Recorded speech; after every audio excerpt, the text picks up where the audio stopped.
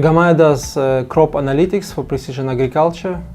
We work with very large industrial growers to help them basically take optimum business and agronomy decisions to improve the quality and the quantity of their produce.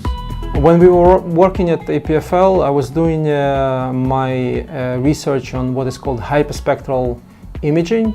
It's a very unique imaging technique that allows you to really analyze biological and chemical properties of surfaces and plants in particular. And so we built our technology and our company, our business around this unique technology, and it's absolutely unique in the world. You need to find a very clear problem that you are trying to solve.